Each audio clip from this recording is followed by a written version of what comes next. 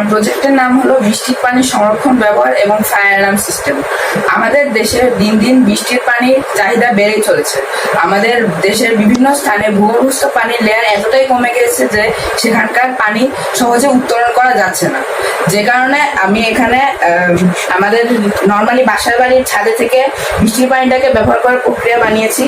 এখানে ছাদে থেকে বৃষ্টির পানি সংগ্রহের পর এই ট্যাঙ্কের ভিতর জমা হবে এবং এই ট্যাঙ্কে একটা লেভেল করা আছে। এই লেভেলটার নিচে হচ্ছে নিচের পানিটা আমার ফায়ার ওয়াটার হিসেবে ব্যবহার করা হবে এবং উপরের পানিটা সিরামিক ফিল্টারের মাধ্যমে ফিল্টার করে পরে আবার বাসাবাড়ির কাজে ব্যবহার করা যাবে। আর এইখানে হচ্ছে আমাদের দেশে বিভিন্ন স্থানে যেমন রাজশাহী, রংপুর, কুষ্টিয়া, ঠাকুরগাঁও বিভিন্ন স্থানেই আমাদের পানির চাহিদাটা দেখা দিয়েছে আজকাল। যে কারণে এখানে আমি ওয়াটার হারভেস্টিং পিটের ব্যবহার করেছি। এটা হচ্ছে আমার একটা 10 ফুটের একটা হারভেস্টিং পিট। এটা হচ্ছে একটা ফিল্টারের মতো, জাস্ট একটু বড় একটা ফিল্টার। এখানে যখন এই পানিটা আমাদের পানিটা বৃষ্টির মাধ্যমে এই পিটটার ভিতর যাবে, তখনই এটা বিভিন্ন ফিল্টারেশন প্রক্রিয়ার মাধ্যমে ফিল্টার হয়ে পরে আবার একটা ট্যাঙ্কের ভিতর জমা থাকবে এবং ওই ট্যাঙ্কের এক্সট্রা পানিটা পরে ভূগর্ভস্থ পানির লেয়ারটাকে বাড়াতে সাহায্য করবে।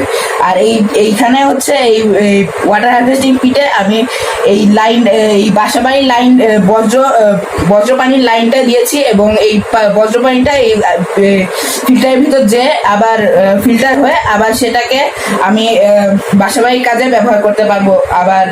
আবার ওই পানিটা যখন বজ্র পানি হিসেবে আসবে তখন আবার ফিল্টার হয়ে আবার বাসাবাড়িতে চলে যাবে। এটা হচ্ছে আমার একটা রিসাইকেলিং প্রক্রিয়া।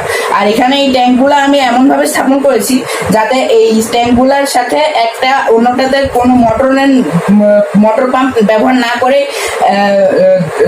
নর্মালি যে আমাদের মাধ্যাকর্ষণ শক্তি আসে সেটার মাধ্যমে পানি একটা ট্যাঙ্ক থেকে অন্য ট্যাঙ্কে যেতে পারবে। এরপরে আসি আমাদের ফায়ার অ্যালার্ম সিস্টেম। আমাদের দেশে বিভিন্ন জায়গায় এখন অগ্নি দুর্ঘটনা দেখা দিচ্ছে। সেদিনও সীতাকুণ্ডে অনেকজনের প্রাণহানি ঘটেছে শুধুমাত্র এই অগ্নি দুর্ঘটনার জন্য। তো এই ফায়ার অ্যালার্ম সিস্টেমে আমি ব্যবহার করেছি 2টা সেন্সর। একটা হচ্ছে ফ্লেম সেন্সর এবং অপরটা হচ্ছে এই 3টা হিট সেন্সর। এই ফ্লেম সেন্সরটা আমার একটা মাইক্রো কন্ট্রোলার বেসড একটা আরডুইনোর সাথে কানেক্ট করা আছে। এই আরডুইনোর সাথে কানেক্ট করা আছে এবং যখনই এই সেন্সরটা আরডুইনোতে সিগন্যাল পাঠাবে তখনই আরডুইনোটা অটোমেটিক্যালি পাম্প এবং বাজার লাইটে সংযোগ দিবে। যে কারণে আমার এই ফায়ার অ্যালার্ম সিস্টেমটা কাজ করবে এবং এর সাথে আমি জিএসএম মডিউলও কানেক্ট করে রেখেছি। যে কারণে এই আরডুইনোতে দেওয়া কোডের ভিতর যেই মোবাইলের নাম্বারটা দেওয়া আছে সেই মোবাইল নাম্বারে একটা মেসেজ চলে যাবে ফায়ার ডিটেক্টেড এবং এই মোবাইল নাম্বারটা আমি 2 থেকে 3টা মোবাইল নাম্বারও দিতে পারি। যে কারণে আমার একটা মোবাইল নাম্বার থাকবে হচ্ছে অগ্নি নির্বাপক কেন্দ্রের একটা ফায়ার কর্মীর কাছে এবং ফায়ার কর্মীর নাম্বার, এবং অন্যটা থাকতে পারে একটা বাসাবাড়ির মালিক কিংবা একটা শপিং মলের মালিকের কাছে। আবার এখানে যদি আমার কোনোভাবে সেন্সরগুলো কাজ না করে আমার ইমার্জেন্সি সুইচের ব্যবস্থা আমি করেছি। এটা হচ্ছে একটা মলের সিকিউরিটিকে জানানো থাকবে এবং সে যদি যখনই এই সুইচটা অন করবে তখনই আবার এই প্রসেসটা আবার ম্যানুয়ালি ওয়ার্ক করা শুরু করে দিবে। আবার এখানে আমি আমার একটা বিদ্যুৎ অপচয় রোধ করার জন্য এখানে স্মার্ট রোড লাইট সিস্টেম ব্যবহার করেছি। এই রোড লাইটগুলো হচ্ছে শুধু দিনের বেলায় জ্বলবে না এবং শুধু রাতের বেলায় জ্বলবে। এখানে আমি এই প্রসেসটা ব্যবহার করার জন্য এলডিআর সেন্সর ব্যবহার করেছি।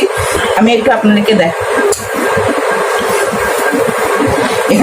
এখানে অন্ধকার আছে যে কারণে লাইটটা জ্বলছে। এখানে যখনই আমি আলো দিব তখনই লাইটটা বন্ধ হয়ে গেছে, আবার যখনই আলো উঠায় নেব আবার লাইটটা জ্বলা শুরু করেছে। এবার আসি ফায়ার অ্যালার্ম সিস্টেম, একটু ডেমো দিয়ে দেখ।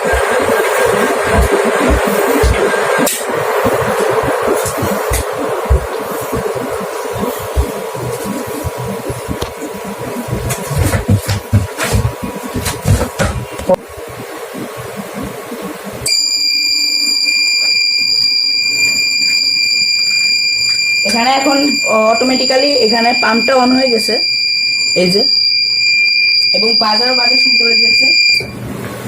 এর সাথে সাথে এখানে একটা মেসেজও চলে আসছে, এই যে ফায়ার ডিটেক্টেড।